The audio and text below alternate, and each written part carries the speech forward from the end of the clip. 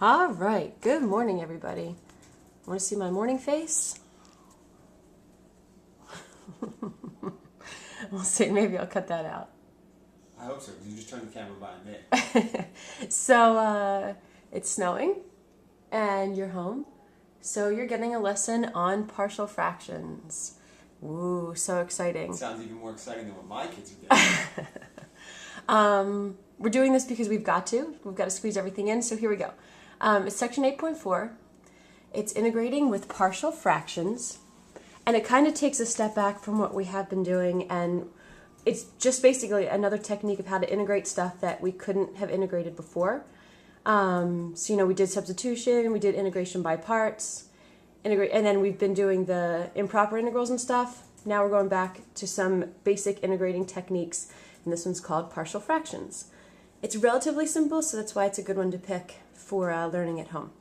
Just so you guys know, the plan is do this lesson on the Ning. I'll give you homework at the end of it. The homework's due tomorrow. We'll go over it. Tomorrow, hopefully in school, we'll go over the homework. I'll give you a review sheet, and our test will be Monday. If we don't have school tomorrow, there will be a worksheet posted on the Ning that you can do. We'll go over everything on Monday, and the test will be Tuesday. So there you go. Happy February.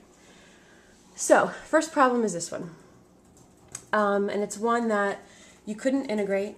You might try substitution. You might pick U to be the bottom and DU to be the top, but it's not going to work because your DU is not going to come out nicely and it's going to be a pain in the neck. It's not an integration by parts problem because it's not in the UDV form. You're not going to be able to get it to work that way. So there's another strategy called partial fractions.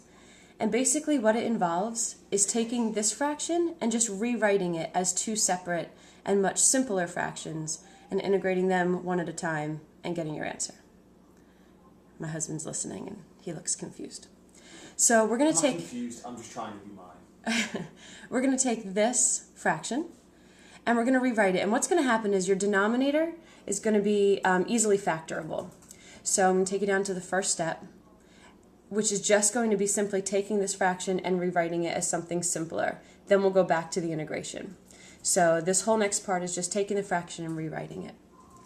So first thing I'm going to do is take the denominator of the fraction and factor it. So the x squared minus 2x minus 3 factors to x minus 3, x plus 1. I'm going to take that and set it equal to, if I can back up a little bit. Does it work this way? No.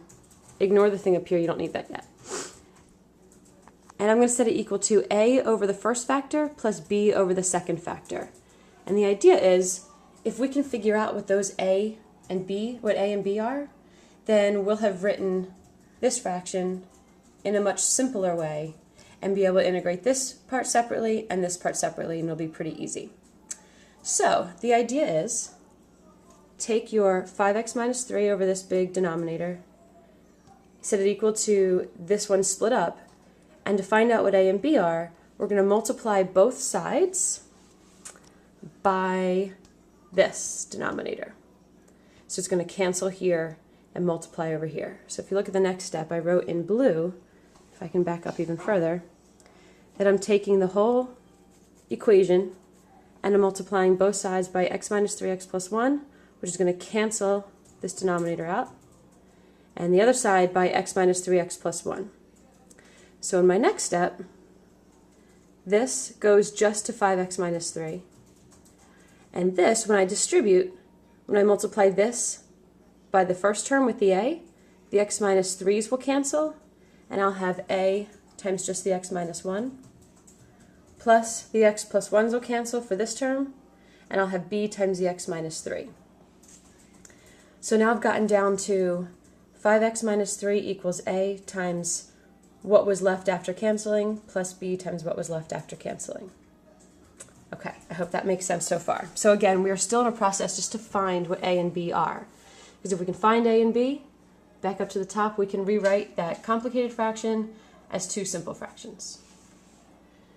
So, back down here, we have 5x minus 3 equals a times x plus 1 plus b times x plus 3. I'm just going to distribute the a, distribute the b to here.